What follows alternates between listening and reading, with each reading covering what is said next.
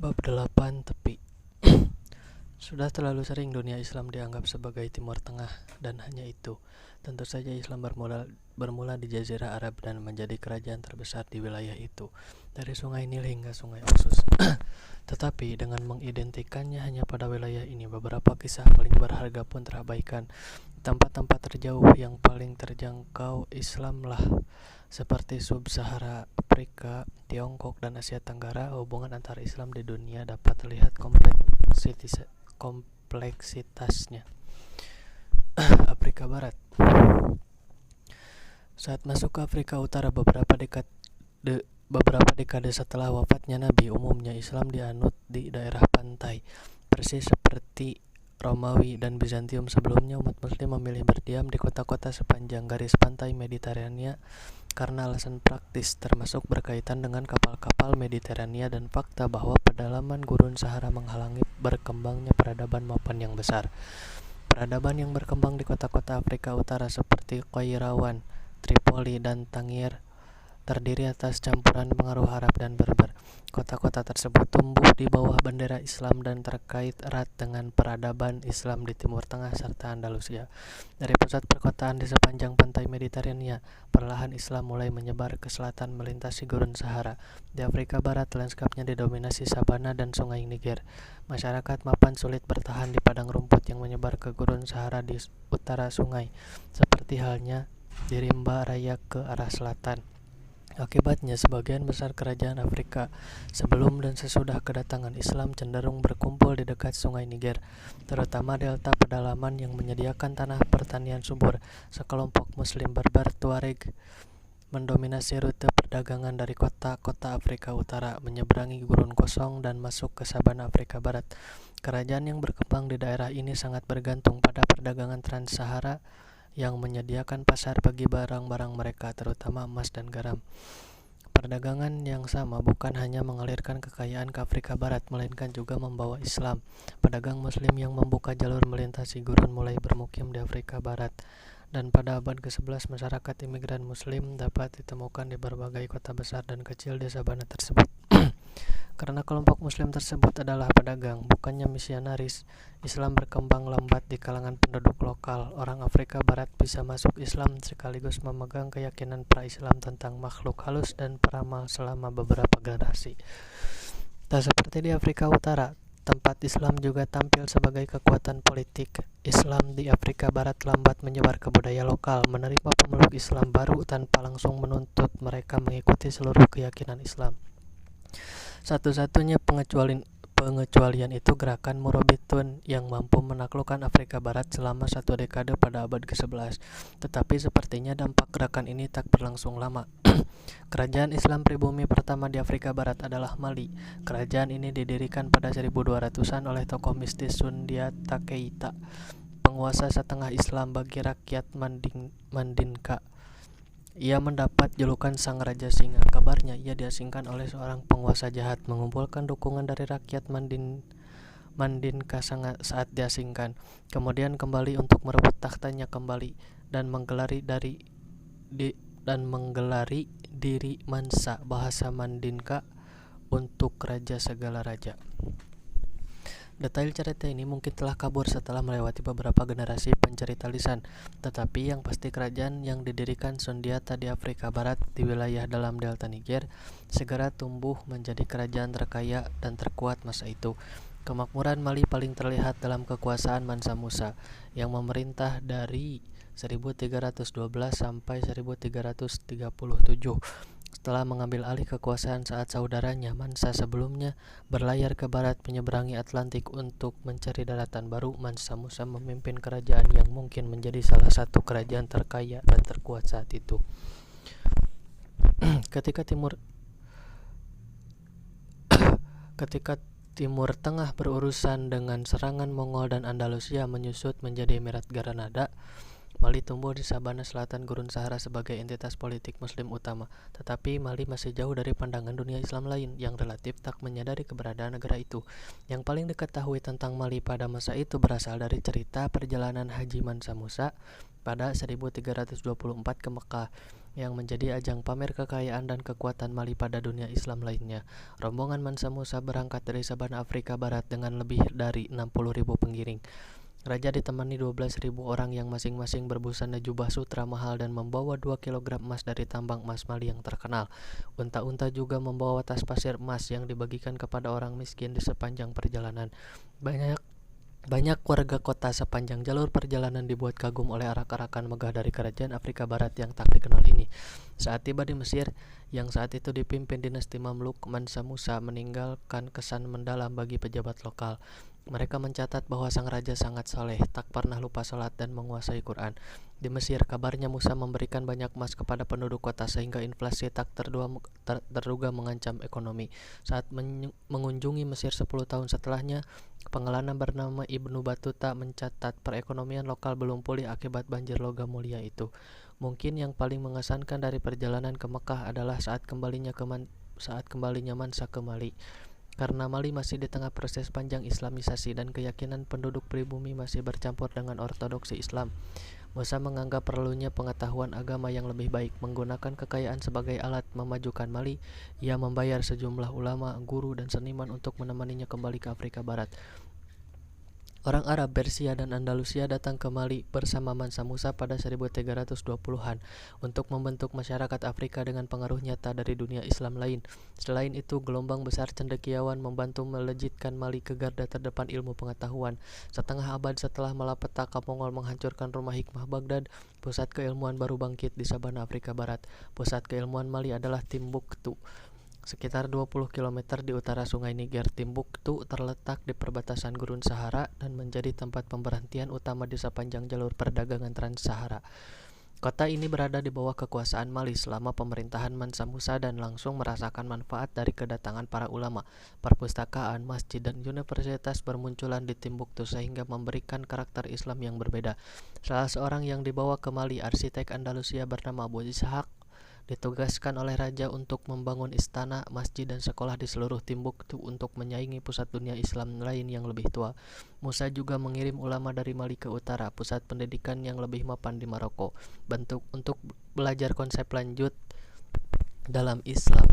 Setelah selesai belajar, para ulama itu diminta kembali pulang dan melayani masyarakat Mali di Timbuktu. Baik Mali maupun kerajaan Songhai yang menggantikan Mali pada akhir 1400-an memberikan tunjangan khusus bagi cendekiawan Islam. Biasanya mereka mendapatkan sebidang tanah dan piagam keistimewaan. Seiring didatangkannya ulama dari dunia Arab dan pertumbuhan masyarakat intelektual asli Afrika di Timbuktu, Mali menjadi salah satu pusat pengetahuan Islam terkemuka di dunia saat itu, ketika peradaban Islam di pusat-pusat tradisional sedang menurun. Afrika Timur. Pantai Afrika Timur tak butuh waktu lama untuk mengenal Islam. Sebelum Nabi Muhammad melakukan hijrah ke Madinah, sekelompok sahabatnya melarikan diri dari siksaan Mekah dan berdiam di Aksum, yang sekarang adalah Ethiopia, selama beberapa tahun. Di sana mereka diterima oleh Raja Kristen. Imigrasi juga berlangsung ke arah sebaliknya dan Bilal, seorang sahabat Nabi yang biasa menyerukan azan di Madinah, adalah bekas budak dari Ethiopia. Hal ini tidak aneh mengingat sebelum Islam datang pada abad ke-7, hubungan dagang antara pantai Afrika Timur dan Jazirah Arab telah terjalin, seperti terjadi di Afrika Barat. Melalui jalur perdaganganlah Islam akan berkembang di sepanjang pantai Samudra Hindia di Afrika. Para pedagang dari Jazirah Arab, terutama wilayah Hadramaut di Yaman, mulai bermukim di kota-kota sepanjang pantai Afrika Timur pada abad-abad setelah Yaman masuk Islam. Artefak paling awal yang membuktikan kehadiran Islam di pantai Afrika Timur berasal dari akhir 700-an dan awal 800-an. Bukti yang ada menunjukkan Islam awalnya masuk ke Afrika Timur di pantai bagian paling utara, yang paling dekat dengan Arab. Masjid yang dibangun pada abad ke-10 telah diekskavasi di Kenya, sekitar 2.500 km di selatan tempat lahirnya Islam.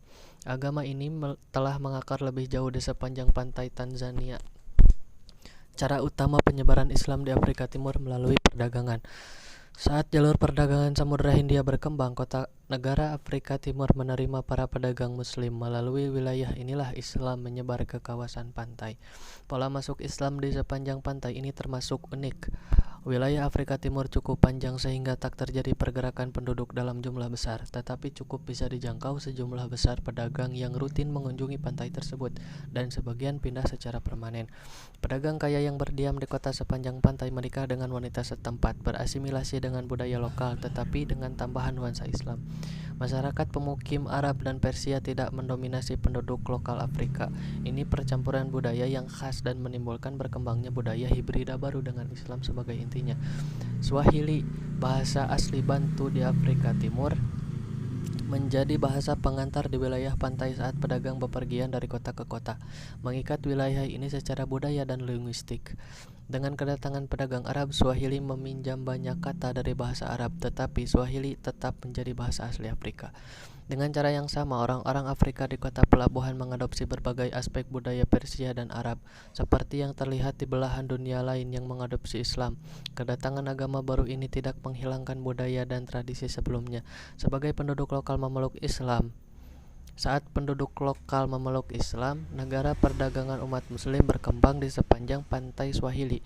Informasi paling dapat dipercaya datang dari Ibnu Battuta, yang juga mengunjungi Afrika Barat pada abad ke-14. Menurut dia, kota negara di sepanjang pantai tidak hanya menjadi pusat perdagangan tetapi juga pusat keagamaan.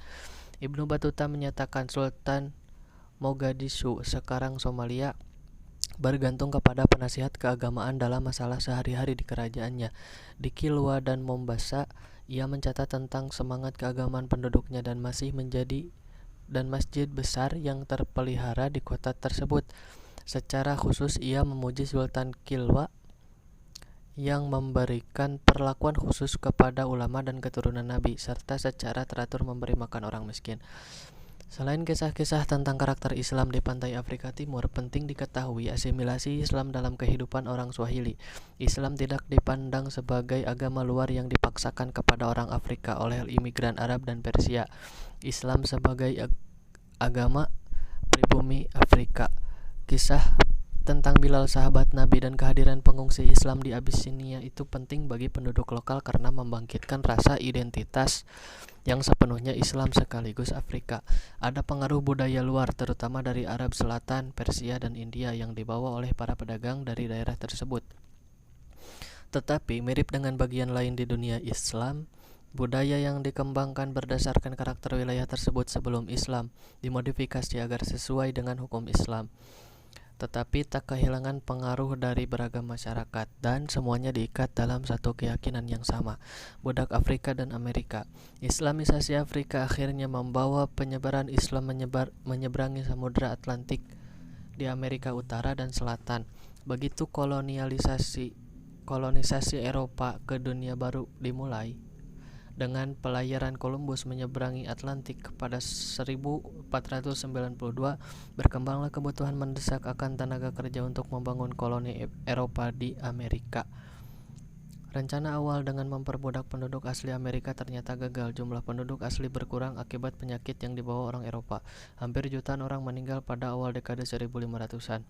Koloni Eropa mencari solusi yang lebih baik dengan menjelajah ke sub-Sahara Afrika. Kemudian, penduduk kulit hitam dijadikan budak. Pedagang budak Eropa tiba di pantai-pantai sepanjang Afrika Barat untuk membeli ratusan budak. Mereka bekerja sama dengan Raja Afrika lokal yang menangkap tawanan perang Afrika, lalu menjualnya kepada orang Eropa dengan bayaran senjata untuk menangkap lebih banyak lagi budak. Lingkaran setan ini menimbulkan kerusakan politik total di wilayah itu. Jumlah penduduk di wilayah luas Afrika Barat dan Tengah pun berkurang. Penduduknya dibawa paksa menyeberangi Atlantik dalam kondisi yang tak manusiawi untuk bekerja sebagai budak di dunia baru. Tentu saja kebanyakan orang Afrika hitam telah memeluk Islam menjelang 1500-an dan sejumlah besar budak yang dibawa ke Amerika itu adalah Muslim. Jumlah perkiraannya bervariasi, tetapi dari sekitar 15-20 juta orang Afrika yang dibawa ke Amerika melalui perdagangan budak, 3-6 juta mungkin Muslim. Pengalaman mereka di Amerika menjadi salah satu penghinaan dan penundukan bagi kolonis Eropa. Biasanya tak ada hukum yang mengatur cara memperlakukan budak sehingga pemilik bebas memukul, mengasari, atau membunuh budaknya. Para budak umumnya bekerja di perkebunan di Karibia dan Amerika Selatan. Mereka cenderung tanpa perlindungan dan dipaksa bekerja lama. Pencambukan serta bentuk penyiksaan lain menjadi hukuman umum bagi budak yang tak mampu memenuhi harapan sang pemilik atau menentang perintah. Yang lebih mempermalukan, para budak biasanya hanya diberi satu setel kain kasar, baju compang-camping, atau bahkan dipaksa bekerja dengan telanjang. Ketika semua budak menderita di tangan pemiliknya yang menolak menganggap mereka setara, budak muslim mengalami kesulitan tambahan. Berhenti bekerja untuk sholat 5 waktu hampir tak mungkin, dan berangkat haji ke Mekah jelas-jelas tak masuk akal. Selain itu, tempat mempelajari Islam sangat sedikit. Beberapa budak yang telah menghafal Quran sebelum ditangkap mampu memperbaiki hafalan dan mengajarkan sebagian Quran kepada yang lain. Maka ketika generasi berlanjut dari abad ke-16 hingga ke-19, pemahaman Islam di kalangan budak muslim perlahan surut. Usaha untuk mengimpor Quran dari Eropa yang dibeli dengan uang dari kerja tambahan membantu memperlambat penurunan pengetahuan keislaman. Tetapi ini bukanlah pengganti pusat pembelajaran Islam yang besar di Afrika Barat. Akan tetapi, budak Afrika Muslim punya keuntungan yang tak diterima budak lain. Berbeda dari rata-rata populasi budak di Amerika, budak Muslim cenderung terdidik, bahkan dalam beberapa kasus lebih baik daripada pemiliknya. Tradisi yang menekankan pendidikan di kalangan Muslim secara umum dan Afrika Barat secara khusus membentuk kelas budak Muslim di Amerika yang bisa membaca, tak seperti budak non-Muslim lain dan bahkan orang Eropa sendiri. Dalam beberapa kejadian, tingkat pendidikan yang lebih tinggi memberikan kesempatan kepada budak Muslim untuk melakukan pekerjaan ringan seperti akuntansi dan manajemen perkebunan. Tetapi hal ini juga memberikan kemampuan untuk berorganisasi dan memimpin pemberontakan. Sebuah contoh menonjol terjadi di negara bagian Bahia, Brazil pada 1835. Ulama Muslim yang dibawa ke Brazil sebagai budak memanfaatkan pengetahuan dan posisi kepemimpinannya di kalangan Muslim yang cukup besar di Salvador untuk merencanakan pemberontakan melawan tuannya. Catatan yang ditulis dalam huruf Arab diedarkan di kalangan budak dengan memerinci rencana dan tujuannya. Pemberontakan yang melibatkan 300 budak ini berakhir dengan kegagalan setelah tentara Brazil secara brutal memadamkannya. Tetapi peristiwa ini benar-benar menanamkan rasa takut di kalangan orang Brazil terhadap budak Muslim, sehingga banyak budak Muslim dikirimkan kembali ke Afrika dengan harapan bisa menghindarkan pemberontakan pada masa depan. Berabad-abad perbudakan memberikan konsekuensi kepada budak Muslim di Afrika. Di sepanjang sejarah Islam, daerah-daerah yang jauh dari Jazirah Arab hampir selalu memiliki semacam hubungan intelektual atau ekonomi dengan tempat kelahiran dan wilayah pusat Islam. Akan tetapi, bagi budak Muslim di Amerika sebelum zaman modern, tempat yang sangat jauh secara geografis dan intelektual dari dunia Islam pada akhirnya menyebabkan terjadinya disintegrasi masyarakat Muslim. Setiap generasi penerus mewarisi semakin sedikit pengetahuan dan praktik Islam asli dibanding budak generasi pertama. Di Amerika Serikat, pada pertengahan 1800-an hampir tak ada Muslim yang memahami Islam. Dan pada 1900-an hanya sedikit budak generasi ketiga yang dapat mengenang nenek moyang mereka melakukan ritual asing yang berbeda dengan ritual Kristen yang dilakukan sebagian besar masyarakat Afrika Amerika. Akan tetapi, kenangan tentang Islam di kalangan keturunan budak bangkit kembali pada abad ke-20. The Nation of Islam, kelompok agama sinkretis yang memadukan ritual dan keyakinan Kristen serta Islam hadir sebagai organisasi religius rasial yang bertujuan memajukan masyarakat kulit hitam di Amerika. Menjelang 1960, bekas anggota Nation of Islam seperti Malcolm X, Malcolm 10 dan W.D. Muhammad memimpin ribuan orang Afrika Amerika keluar dari kelompok itu, lalu kembali ke pemahaman yang lebih umum tentang Islam, pemahaman yang lambat laun terhapus dalam kehidupan para pendahulu mereka. Tiongkok. Setelah mantapnya Islam pada 600-an dan 700-an di wilayah yang membentang dari Spanyol hingga India, berbagai budaya di luar batas-batas kerajaan Islam secara perlahan mengadopsi Islam dan akhirnya menjadi wilayah berpenduduk mayoritas Islam. Contohnya Afrika Timur dan Barat, Asia Tengah, dan Asia Tenggara. Islam juga menyebar ke Tiongkok dalam waktu yang relatif sama, tetapi tak seperti wilayah lain, Tiongkok tak pernah sepenuhnya menerima Islam dan komunitas Muslim tetap menjadi minoritas. Toh kaum Muslim memainkan peran integral dalam sejarah Tiongkok selama berabad-abad. Asal mula Islam di Tiongkok dapat ditelusuri sejak masa Khalifah Utsman bin Affan. Dia mengirim sahabat yang masuk Islam sejak awal, Sa'ad bin Abi Waqqas, sebagai duta ke dinasti Tang sekitar 650 Masehi. Islam mampu mencapai timur jauh hanya beberapa dekade setelah Nabi Muhammad mengajarkan Islam pada 600-an. Akan tetapi, baru pada 700-an kehadiran permanen Islam dirasakan di Tiongkok. Pada 750-an, tentara Islam diundang oleh pemerintah Tang untuk mengabdi di kemiliteran negeri tirai bambu. Sekelompok prajurit Islam pergi ke sana dan bergabung dalam struktur militer dan birokrasi pemerintahan Tiongkok. Mereka didorong untuk menikahi perempuan setempat dan menetap di sejumlah kota. Umumnya, mereka mendapatkan pekerjaan dan hidup sejahtera di tengah masyarakat Tiongkok. Pekerjaan pemerintahan dan militer menjadi ceruk yang banyak diisi umat Muslim. Sampai sekarang, Muslim yang menekuni karir di bidang tersebut masih berkembang di sana. Meskipun umat Muslim berperan sebagai pejabat eselon atas, tetap ada penghalang antara Muslim Tiongkok dengan masyarakat pribumi. Agama Timur yang populer di sana, yaitu Buddha dan Konfusius, menghadirkan dunia yang terpisah dari Islam. Jika Muslim di wilayah Kristen daerah Barat dapat saling terhubung melalui kisah Ibrahim, Musa, dan Isa, tak ada kemewahan semacam ini bagi Muslim di Tiongkok. Dengan demikian, masyarakat Muslim cenderung terpisah dari masyarakat umum. Daerah kantong khusus berkembang sehingga Muslim tetap terpisah dari orang Tiongkok lainnya. Tetapi, wilayah ini juga menjadi portal pengetahuan Islam yang menghubungkan Muslim Tiongkok dengan saudara seiman di tanah Arab dan Persia. Melalui komunitas yang terisolasi di tengah kota Tiongkok, umat Muslim mampu mempertahankan identitas dan peribadatannya walaupun terpisah ribuan kilometer dari dunia Islam lain. Akan tetapi, isolasi ini berakhir saat penaklukan Mongol pada abad ke-13. Kekaisaran Mongol yang luas juga mencakup daerah Asia Tenggara dan Persia, beserta Tiongkok. Penghancuran berbagai kota dan wilayah di Timur Tengah menyebabkan perpindahan penduduk secara besar-besaran. Karena kesatuan politik yang menghubungkan dunia Islam dengan masyarakat Muslim di Tiongkok, terbukalah jalan baru antar dua wilayah tersebut. Selain itu, migrasi massal umat Muslim ke Tiongkok membuat jumlah pemeluk Islam di sana naik dengan pesat. Yang sama pentingnya adalah kebijakan Mongol untuk mengasimilasikan Muslim dalam budaya Tiongkok. Komunitas Muslim tak lagi hidup dalam wilayah kantong yang dikelilingi non-Muslim. Mereka malah didorong untuk mengambil peran publik lebih banyak dan secara khusus sangat berguna sebagai administrator dalam Kekaisaran Mongol yang mencakup daerah Islam di timur ke barat. Selama periode kekuasaan Mongol dan kemudian dinasti Ming, Muslim Tiongkok benar-benar terasimilasi dalam budaya lokal. Mereka tak dianggap sebagai orang asing lagi, tetapi warga negara Tiongkok dengan identitas sendiri, Hui. Hui sama saja dengan Han. Grup etnis mayoritas Tiongkok hanya berbeda sebagai identitas keagamaan. Setelah akhirnya dianggap menjadi bagian masyarakat lokal sepenuhnya, setelah hidup di sana ratusan tahun dari generasi ke generasi, Muslim pada masa Ming mampu berasimilasi dengan budaya setempat. Mereka mengadopsi adat, bahkan nama Tionghoa, dengan tetap meneruskan tradisi mengabdi pada pemerintahan kerajaan sebagai pejabat publik dan pemimpin militer.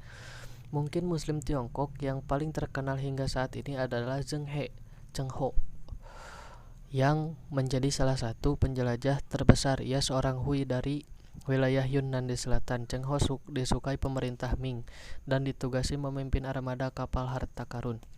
Dengan memimpin ratusan kapal yang sebagian besar bisa sekaligus mengangkut ketiga kapal Columbus, ia bertanggung jawab untuk berdagang ke tempat-tempat yang jauh dan menjalin hubungan diplomatik dengan tempat tersebut. Pelayarannya mencapai puluhan negara di seluruh Asia, Timur Tengah, dan Afrika, tetapi mungkin ia paling dikenang di Asia Tenggara, tempat ia dianggap sebagai tokoh yang membantu penyebaran Islam di Kepulauan Melayu. Masjid-masjid di wilayah itu diberi nama Zheng Ho. Akan tetapi, Zheng Ho mampu menjadikan dirinya sebagai tokoh terhormat Islam. Orang Tionghoa non-Muslim menghormatinya sebagai salah satu penjelajah terbesar mereka. Zheng Ho adalah simbol bentuk Islam di Tiongkok, Tionghoa asli, tetapi juga Muslim sejati tanpa ada kontradiksi di antara kedua identitas tersebut. India. Setelah ekspedisi Muhammad bin Qasim ke lembah Sungai Indus awal 700-an, Islam tak masuk lebih jauh secara politik ke anak benua India.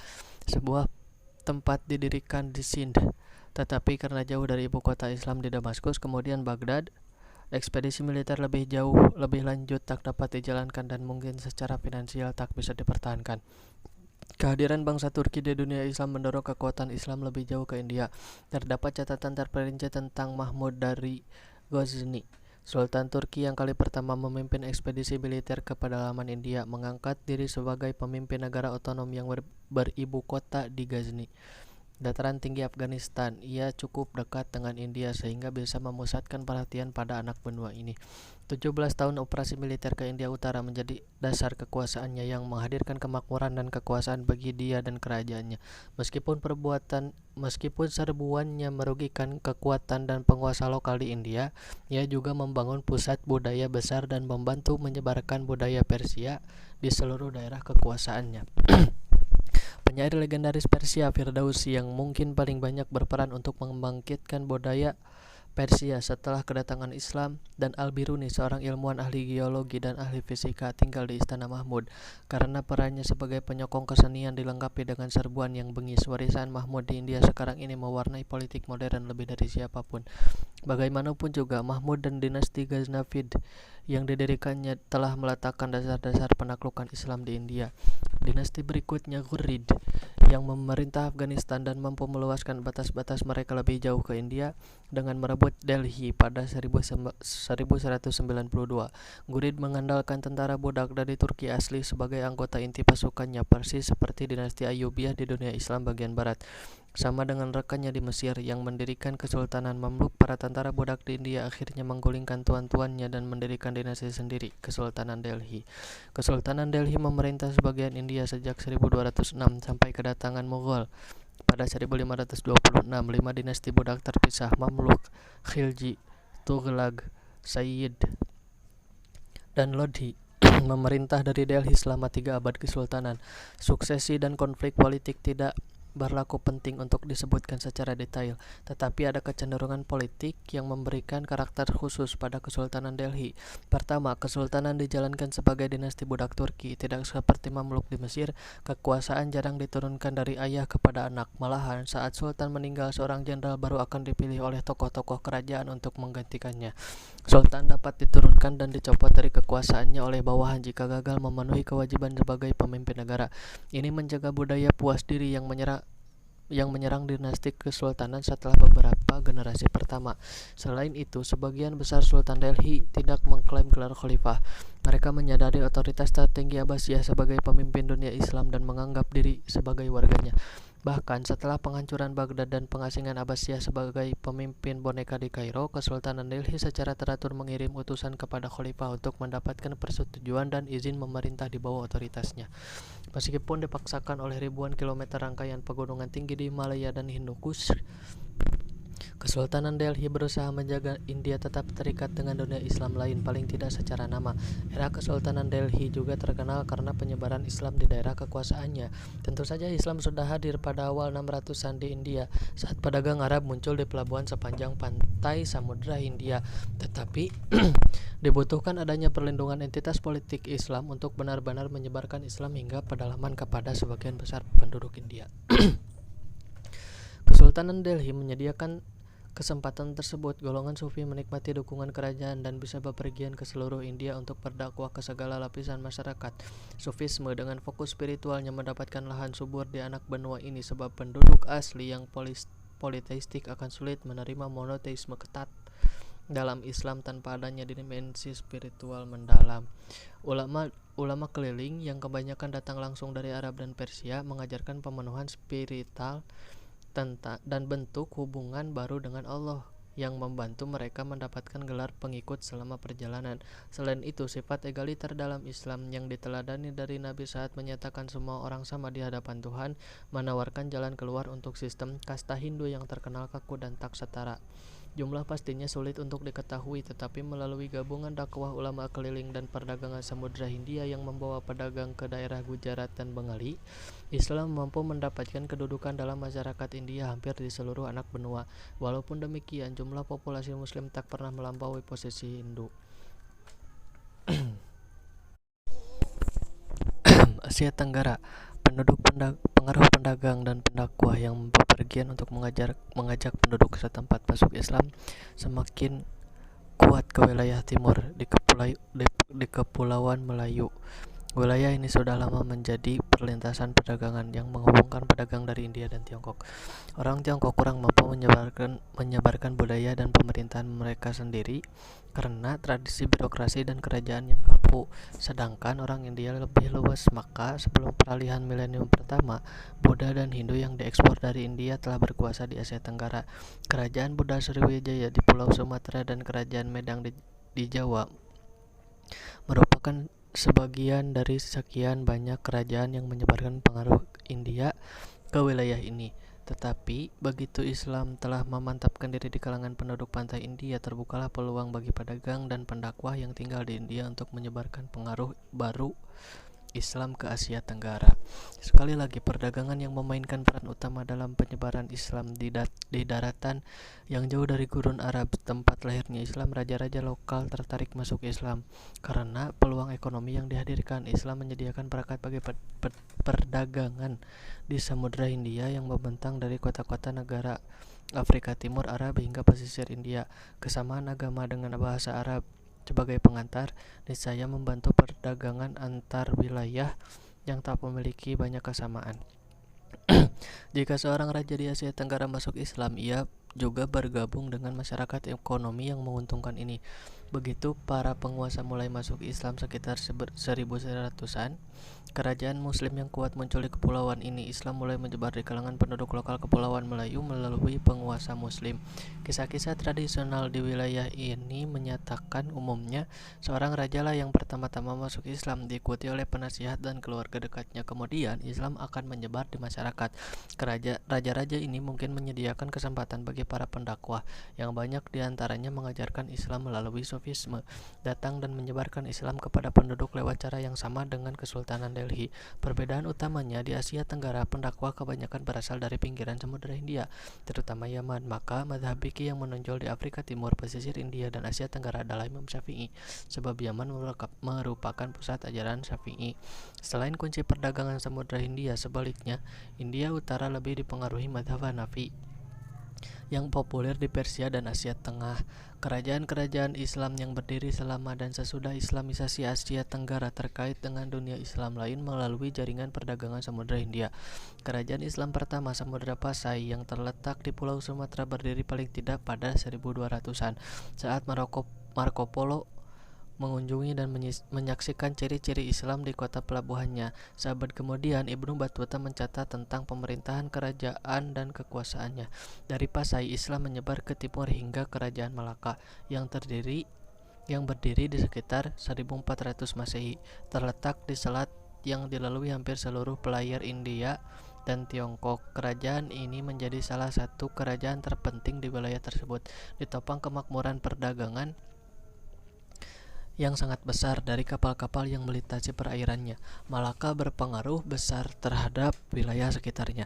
Bahasa dan adat Melayu diadopsi seluruh kerajaan yang berdekatan, yang secara budaya mengaitkan seluruh wilayah termasuk sebagian Malaysia, Indonesia, dan Filipina ke dalam kerajaan perdagangan yang kuat tersebut.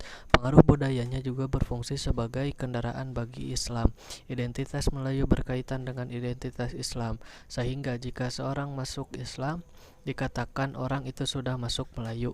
Identitas Islam yang berjalin kelindan dengan aspek budaya dan kesukuan ini akan menyebar ke timur, dari Malaka hingga seluruh kepulauan Nusantara, dan bertahan menghadapi berbagai invasi serta penjajahan pertama-tama oleh Portugis, lalu Belanda, dan Inggris.